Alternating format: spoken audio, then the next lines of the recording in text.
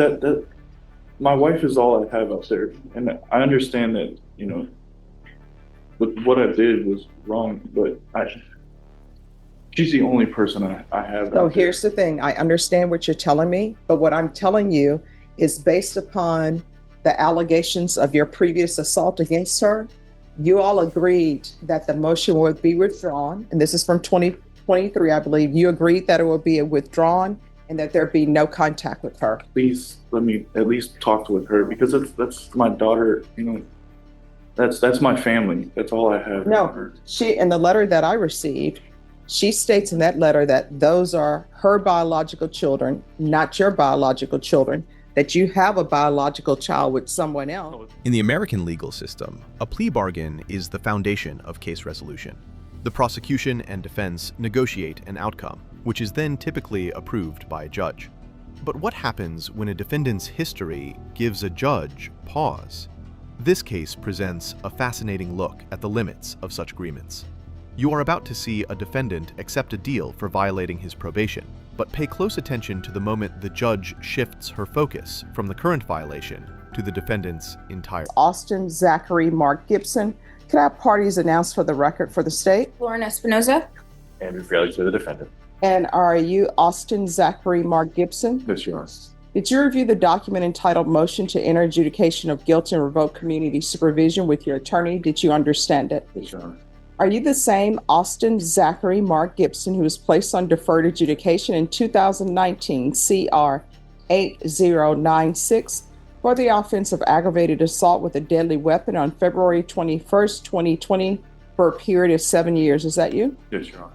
Deferred adjudication is a type of probation where, if completed successfully, the case is dismissed without a conviction. However, violating the terms, as alleged here, exposes the defendant to the full punishment range for the original crime. All right, state. Your Honor, violating. This is where things get real. The judge isn't just judging this moment. She's unpacking years of behavior. In legal terms, this is called judicial discretion, and it's powerful. Judges can consider your entire history, not just the charge in front of them. But here's the question, is she being fair or unforgiving? Condition number 1, on or about the 31st day of August 2025 in Bexar County, Texas, the defendant, Austin Zachary Mark Gibson, committed the offense of criminal trespass in violation of condition number 1. How do you plead to that? True. Violated condition number 1, on or about the 31st day of August 2025 in Bexar County, Texas, the defendant, Austin Zachary Mark Gibson, committed the offense of criminal mischief greater than or equal to 750 less than 2,500 in violation of condition number 1. How do you plead to that? True, Your Honor. Did you understand by pleading true to violations 1 and 1, the court could find it true, grant the motion, find you guilty, sentence you up to 20 years in the prison and up to a $10,000 fine? Yes, Your Honor. Knowing that, do you still wish to plead true to violation of conditions 1 and 1? Yes. Court will find violations of conditions 1 and 1 true. State, what are you recommending? Your Honor, at this time, State is recommending that you grant State's motion to revoke, enter an adjudication of guilt, and sentence to 7 years in prison. This is the core of the plea bargain. In exchange for the defendant pleading true and saving the state the time and resources of a hearing, the prosecutor is recommending a 7-year sentence. Most of the time, judges will follow this recommendation to keep the judicial system moving efficiently. And defense, what are you requesting? Judge, we're requesting to continue. My client would like to address the court. All right, can you raise your right hand? Do you solemnly swear or affirm the testimony you give will be the truth and nothing but the truth, so help you God? I do. All right, you can lower your hand, state your name for the record. Austin Zachary Mark Gibson. All right, so what do you wish to say to the court? I just want to tell you that I do accept a full range of, full responsibility for it all, and I do apologize to you in the court, and the persons of that business. I did react like this. 7 years, that's the plea bargain sweet spot. The prosecutor's basically saying, take responsibility and we'll keep it reasonable. Usually, judges respect this deal to keep the system flowing. But if you know Judge Boyd's record, you know she doesn't always play by the expected script. Stay tuned. So go back before we talked about Amanda from Center for Healthcare Services. Talk about what happened. You said you were inconsistent on your medication. Yes. You want to be more specific? A lot of the inconsistencies would be, getting up very early for work, like 3 a.m. I wouldn't, out, just pack my lunch and out the door. And being there's time that my phone isn't charged or plugged in, or even the noise, because my little girl would like to grab my phone. And so you basically stopped taking medication. Yes. And ever since you got clean and sober, when did you get sober? I've been sober for a good while. Ever since you got out of Lifetime, pretty much? Yes. With one minor exception, but you've tested negative on your UAs since October of 2024. So basically for the last year, you've been all negative on all your UAs. Yes. And you successfully completed Lifetime Recovery inpatient. Yes, sir. Successfully completed SATF before that. Yes, sir. You had done the outpatient program before. Yes. Completed your UAs in the last year successfully. Done private outpatient with Lifetime, is that correct? Yes. And you're behind on your fees though, is that correct? Yes. But I do have employment. Yeah, but go ahead. I do have employment that I can catch that up. I did have a vehicle that had a lot of issues, and it took a lot of my money, and that's why I couldn't stay consistent on the payments. But this job that I do know is a second chance employer. They have accepted me for employment. So Here, the defense begins damage control and presents mitigating factors. Mitigating factors are details that don't excuse a crime, but might provide context to lessen the punishment. The defendant cites his inconsistent medication for his mental health issues, his successful completion of past treatment programs, and his efforts to maintain sobriety and employment. He is trying to frame this violation as a lapse caused by illness, not a willful disregard for the law. And so since you got off your medication, that's the real problem you're having. yes, And what happened with this specific incident? it was just time of day. It was hot. I just got frustrated. I outlashed towards just an inanimate object rather than a person, and broke the fence. And I was looking for water for my radiator because I thought it was the radiator that had failed, but it was the water pump. So I tried to put water into the reservoir so that it could feed back into the radiator, but I didn't find nothing but maybe a quarter of a cup. But what happened was you were trying to fix that. Yeah, I wanted to fix that, and I couldn't find a water faucet that worked. So I said, you know what? I already broke the fence. Let me go to the roof. Let me see if I can find a run valve for the HVAC system. Well, I found one. I tried to turn it, and it didn't work. So when I stood up, I slipped, and I kicked the piping right there. And what does that have to do with you being off your medication? Talk to the judge about that. That's just me. My mood swings have been.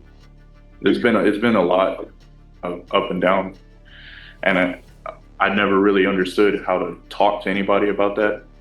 I would like to try to talk to my team there at the Center for Healthcare Service, but when I do call, a lot of the numbers, either when I call they answer and hang up, or it sounds like a fax machine, like a beep boop beep boop boop. I have a question. Yes, sir. You've been before me previously for a violation of condition number 1. Yes. And whenever there's a violation of condition number 1, that's a new charge. So what was your previous violation of condition number 1 for? This is the critical turning point. Judge Boyd is now exercising her judicial discretion. She isn't just looking at the current violations, she's re-examining the defendant's entire history on her docket. She brings up a 2023 assault against his wife, showing a pattern of violent behavior. Her line of questioning indicates she is not convinced that the defendant's issues are being managed or that the community is safe with him on probation. I can't recall. All right. Could somebody look that up and tell me what that previous number 1 was? Because This is a textbook mitigation plea. The defense is trying to humanize him. Medication lapses, treatment attempts, new job, all meant to show rehabilitation over rebellion. But judges have heard it all before. Will sincerity outweigh his history? That's the tension building right now. previous number. in 2023, the new offense of assault was withdrawn on 2023, and conditions were amended to include drug court lifetime recovery. All right. So that was an assault. And who was the complainant in that assault? It was my wife, The name? Claudia. Rushing. Yes. And now I have a letter, defense exhibit number 1,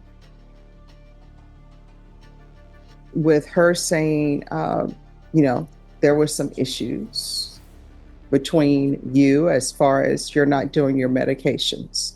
Yes. All right, continue. I'm just trying to get the sequence of events in my head. Yes. All right. And it's just been there's not much else I could say about it. It's just, I've had a lot of, problems within myself trying to find either courage or, cry out. I'm not sure, but I didn't know that I could even come to you. A lot of people told me in the jail that I could ask you. No, for the because help let me too, just but- tell you, let me stop you right there. You're saying that you can't come to me. No. I don't believe that. And let me tell you why I don't believe that. And your counsel will tell you this. Everyone in this court who is placed on probation, I let them know. If they have an issue, let their officer know. If they feel as their officer is not addressing it, then you can come back to me. And every time that somebody's had a motion to revoke, if I've continued them, I tell them that. So don't start with, I didn't know I could come, because that's not true. Yes.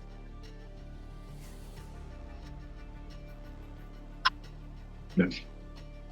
And my plan is to get with Miss Andrea at Center for Healthcare Service, and explain to her my, issues that I've had personally, and see who she could get in touch with, like with the care team over there that I can follow through with. Austin, if I could interrupt you, you met with somebody 2 weeks ago from Center for Healthcare Services since you've been in custody. Is that correct? Yes. And when you met with her, she talked to you about if you're released, if the judge is kind enough to continue you can go to Center for Healthcare Services, Yes. and they will plan a treatment and care team around you. Yes. That's what you told me. Yes, they will. So it's not so much of, you're going to talk to her when you get out, but you've actually met with her, and Yes, and she's told me and 4 other gentlemen that they would do that. so what you're asking the court. And I'm asking the court if you could kindly reinstate, if not, I accept full range of the punishment of my problems here. All right. State, any questions? Briefly, Your Honor. Mr. Gibson, Yes. at any point during this inconsistency you refer to, did you inform your probation officer? Say again? At any point during this time of inconsistency, did you inform your probation officer of that inconsistency? It's been she's a very hard woman to get a hold of to start with. So, I mean, I would like to talk to her. Like I would want to tell her things like that, but she would always say like, no, that's not for me to deal with. But my question is, did you make a text? Yes. Okay. And then prior to August 31st, 2025, did you have contact with Center for Healthcare Services regarding this inconsistency? Or did you make a text too? Yes. Yes. You mentioned that you were attempting to get water, correct? Yes. On or about August 31st, 2025, was the Wallace Bank open? No. Were there I other don't think- businesses around? There was a Jason's Deli, I believe, but I had asked somebody like from the parking lot, like, hey, can you help me with some water? They looked at me like I was crazy, so I was like, I'm not even gonna attempt to. Boom, this is the moment everything shifts. The judge dives into the previous violation, digging up a 2023 assault against his wife. That's not small talk, that's a signal she's considering whether he's a continuing threat. In the justice system, prior acts of violence can completely change the tone of sentencing. 31st, 2025, was the Wallace Bank open? No. Were there I other don't think- businesses around? There was a Jason's Deli, I believe, but I had asked somebody like from the parking lot, like, hey, can you help me with some water? They looked at me like I was crazy, so I was like, I'm not even gonna attempt to. Would you agree with me when you jumped the fence for the Wallace Bank, you had 2 jugs of water with you? No, I had an empty bottle. So at no point you didn't pour water on yourself throughout the time? I poured water on myself, yes, but that was very hot water. So you would agree you came Yeah, to the Wallace Bank with yes, water? with water, yes. but I needed more water. Mr. Gibson, would you agree with me the best way for someone to learn a lesson about consequences for them to take full responsibility for their actions? Yes. No further questions. Nothing further. All right. So, probation, on this case, can you tell me, was there any restitution that was due Vincent Arias and Victor Toro?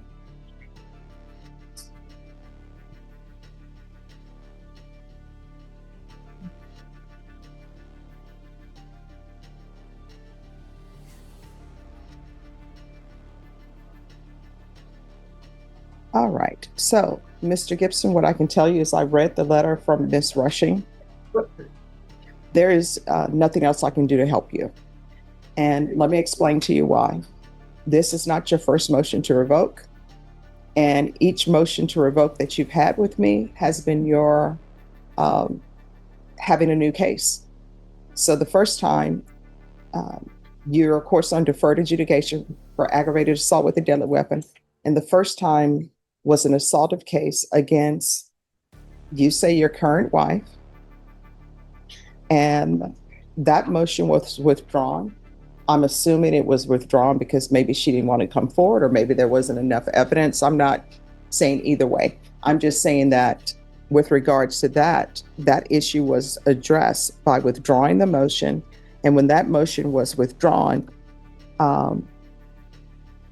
the first thing was a referral to felony drug court. And if you were not accepted there, a referral to lifetime recovery. And before that, you were sent to SATF. So there is, and then, well, actually, you've had more than one motion to revoke. So you had a motion to revoke in 2020. That was a violation of condition number 1. The court found that true after your plea of true. You were denied an alternate amended with a TAP evaluation follow recommendation. Then on November 2020, you're like, hey, I'm ready for treatment. Let me do it. And I said, okay.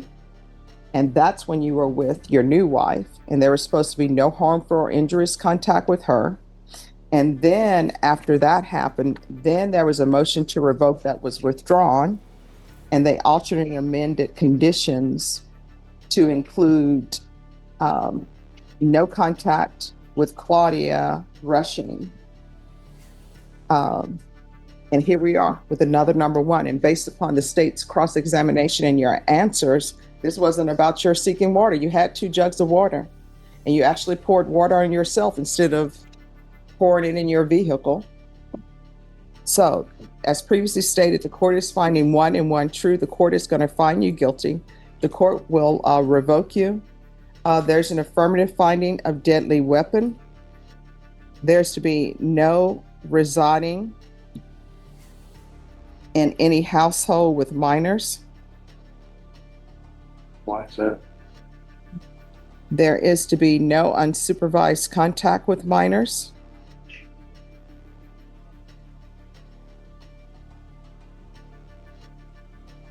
And the court is going to have the previous conditions that were previously given. There's to be no contact with Claudia Rushing.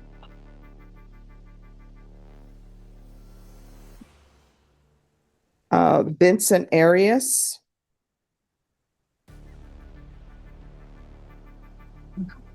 And Victor Toro. I think it's Tovar, Tovar. You're wrong.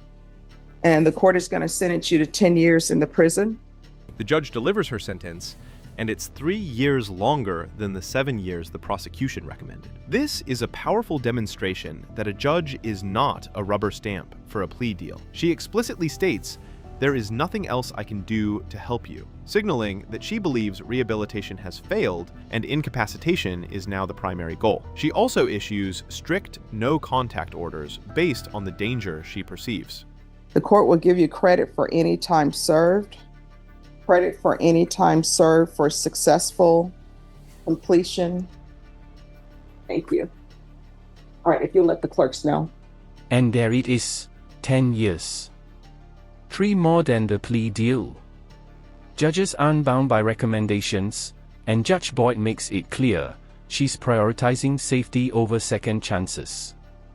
This is where rehabilitation meets reality, and reality All right, if you let wins. the clerks know. Successful completion of inpatient treatment. Court will recommend therapeutic community. Therapeutic community doesn't increase the time that you're in custody. It's just to provide you with help with your sobriety. Going to show you what's entitled Trial Court Certification of Defendant's Rights to Appeal. Did you review that with your attorney? Did you understand it and sign it? All right, you do have a limited right to appeal. That right to appeal is as it relates to the allegations in the motion, not the fact that you are in deferred adjudication. Quick question. Sure. That my wife is all I have out there, and I understand that, you know, what I did was wrong, but she's the only person I have. So here's the thing. I understand what you're telling me, but what I'm telling you is based upon the allegations of your previous assault against her. You all agreed that the motion would be withdrawn, and this is from 2023, I believe. You agreed that it would be withdrawn and that there be no contact with her. So the court is following the previous condition. Please let me at least talk with her, because that's my daughter. You know, that's my family. That's all I have. No, in the letter that I received, she states in that letter that those are her biological children, not your biological children, that you have a biological child with someone else. No, it's with her. No, that's not what's in the letter. With Claudia?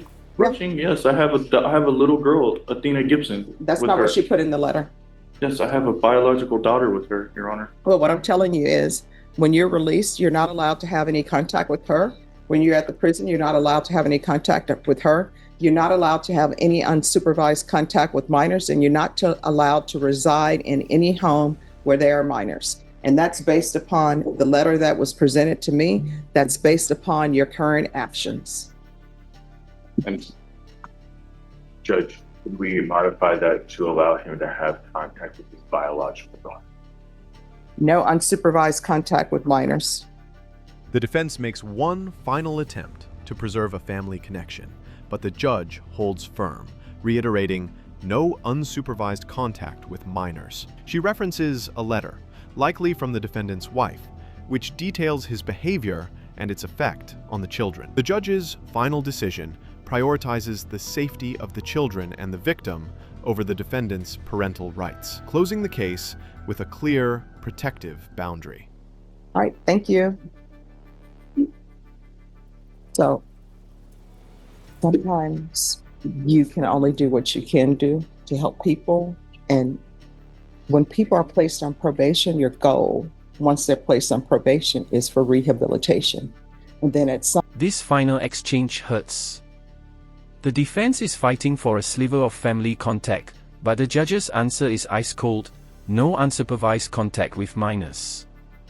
It's a harsh but legally justified move. The court's duty isn't to heal families, it's to protect them. Tough justice or tough love? You decide. Boundary. All right, thank you. So sometimes you can only do what you can do to help people.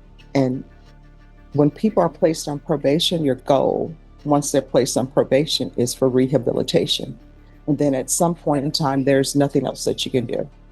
And many times when I do no residing in household with minors is because there are issues with him. Now, the letter that was presented to me to read, in that letter, she says he's off his medication. Sometimes he's violent. Then why is he living in a household with the children when he is not on his medications? And so that's a danger. And part of my duties is, yes, I can place people on probation, but if they're going to be on probation, I have to craft conditions that will protect the public. And many a time, for example, he's going to prison for aggravated assault with a deadly weapon. He has drug issues. He has, violent tendencies. There's going to be some woman in the world who's going to think he's a great catch, and they're not looking after their children. For example, his previous case where there was a new number one, that was involving the lady that he's saying, oh, I need to have contact with her. And in the letter I read, there was so much in there where he should not be having contact with her, but she's still making excuses for his behavior. And then when you have children who grow up around that, they think that that's normal. And so if they believe that the father or the mother loves their spouse, right, and they're being violent towards them, then they tend to think that's how you show you love somebody. So I do my part. The court sentenced Austin Gibson to 10 years in prison. The judge's reasoning was clear. Despite multiple opportunities for rehabilitation, the defendant's pattern of behavior, including a prior assault and new violations, demonstrated that he remained a danger to the community and his own family. This case is a powerful example of judicial discretion and a judge's duty as a neutral arbiter.